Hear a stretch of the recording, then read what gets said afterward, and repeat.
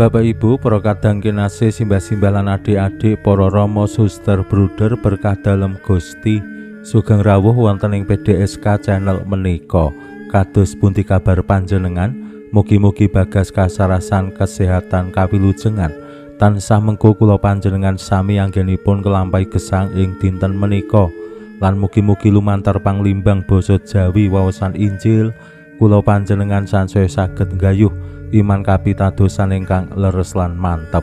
Langkung-langkung anggenipun kula panjenengan bangun paguyuban komunitas ingkang begja rahayu, komunitas ingkang bahagia. Selamat berhari Minggu.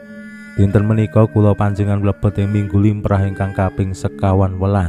Lan sabda dalem Gusti tumraping kula pribadi menika estu penting kangge mbangun gesang sesarengan sing sae, gesang sesarengan sing begja rahayu. Mirungganipun kados pundi kula panjenengan sansaya saged nggadahi manah ingkang andhap asor lan kanthi bingah nglampahi menapa kemawon ing gesang kula panjenengan ingkang awujud peparing dalem Gusti. Kautaman andhap asor lan lembah manah menika penting anggenipun bangun gesang sesarengan. Naminipun gesang sesarengan yen awake dhewe ra duweni kautaman andhap asor, kadangkala awake dhewe dadi wong sing sombong, terus ngremehake wong liya utawa rumangsa luwih apik, luwih becik, luwih bener tinimbang wong liya. Lan sanes-sanesipun termasuk ugi kautaman lembah manah. Yen kula panjenengan boten nggadahi kautaman lembah manah nampi sedaya perkawis utawi nggih sikap tiyang sanes tumraping awake dhewe, bisa-bisa awake dhewe gampang emosi, gampang nesu utawa anggenipun nanggapi nggih namung gumantung rasa pangrasa, seneng ora seneng, cocok ora cocok. Kautaman lembah manah menika dados rana anggenipun kula panjenengan nampi sedaya kemawon penuh kesabaran, atine sing jembar. Gusti Yesus paring pitedah dumateng para murid dalem kados pundi anggenipun mbangun gesang sesarengan.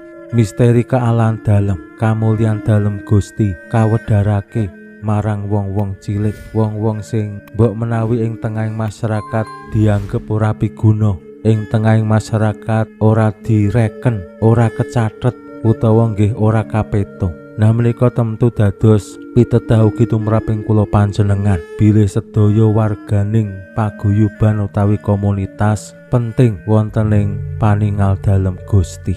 Ora ana wong sing ora piguna, malah wong-wong cilik kados mekaten menika sing kepareng nampi wedharan dalem Gusti.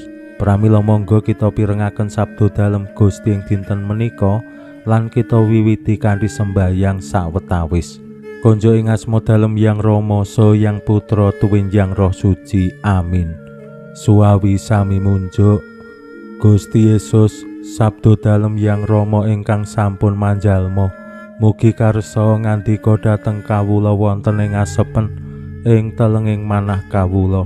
Kabikao kegiatan lan panglipur ingkang manjing ing sabda dalem kapenuwana kawula mawi ro ing kawicaksanan dalem.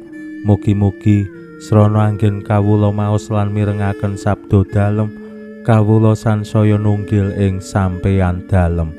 Amin. Waosan Injil kapethik saking Injil Matius bab 11 ayat selangkung ngantos dumugi 3 dosa. Nalika samono Gusti Yesus ngandika mangkene, kula munjuk sembah nuwun Duh Rama, Pangeraning bumi langit. Jer sedaya menika kineker tumrap para winasis lan pinter, ananging sampun kawedharaken dhateng tiyang alit. Mila injih menika Rama ingkang dados karenan dalem. Kabeh mula wis dipasrahake marang aku dening Rama, lan ora ana wong sing mangerti marang Yang Putra kejaba Yang Rama.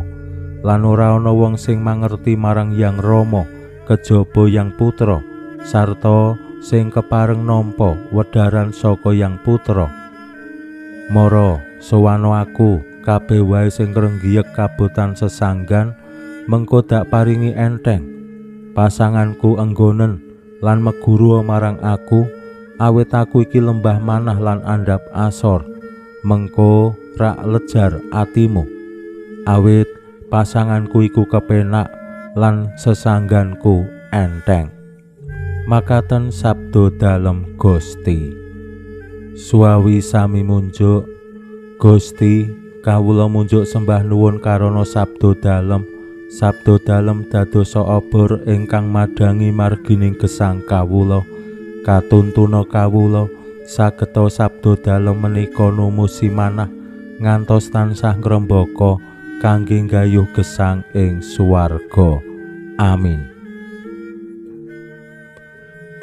Bapak Ibu para kadang kinasih simbah-simbah lan adik-adik, Gusti Yesus paring pitedah dumateng para murid lan tiyang kathah sarta kula panjenengan sami bilih Allah menika estu tansah asung kawilujengan dumateng kula panjenengan sami wonten ing lampahing gesang. Gusti boten bakal negakake kula panjenengan sami yen kula panjenengan limbang-limbang ing gesang jaman menika mirungganipun ing situasi perekonomian Indonesia sing sansaya boten cetha, reregan tambah larang, bensin yo mundhak.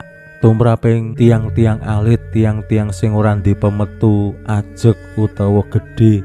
Situasi-situasi menika temtu nuwuhake rasa kuwatir ing manah arep mangan apa utawa yo bisane mung mangan saanane ora iso milih.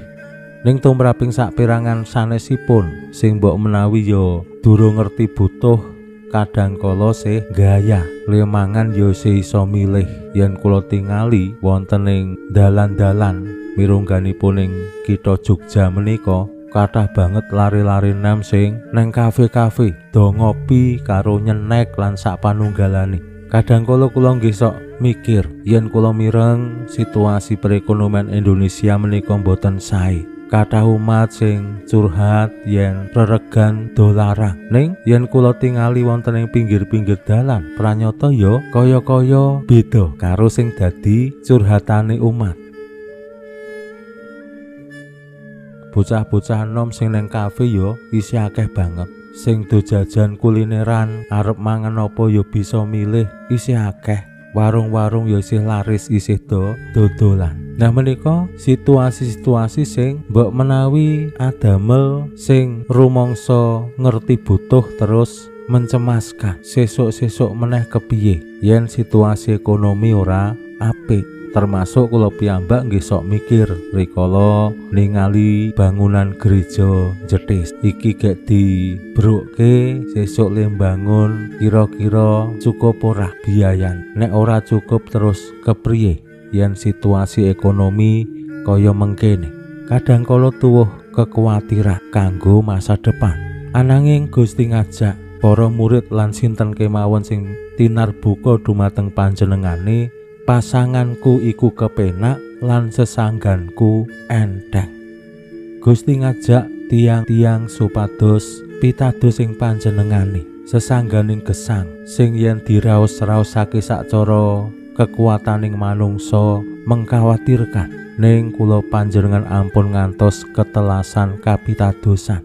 Gusti bakal biyantu asung pitulungan dumateng kula panjenengan anggenipun nyanggi sesanggan utawi pasangan sing diparingake Gusti. Yen lajeng kula panjenengan gadahi kautaman lembah manah lan andhap asor, tentu kula panjenengan kuwagang lan setya anggenipun nglampahi gesang. Pinuji Allah sakmenika sarta ing salami-laminipun. Salam sehat, salam bahagia, salam katentreman. Lan mugi-mugi lumantar panglimbang dinten menika kula panjenengan tansah jinangkung ing berkah dalem Gusti ingkang Maha Kuwasa, Yang Rama saha Yang Putra tuwin Yang Roh Suci. Amin.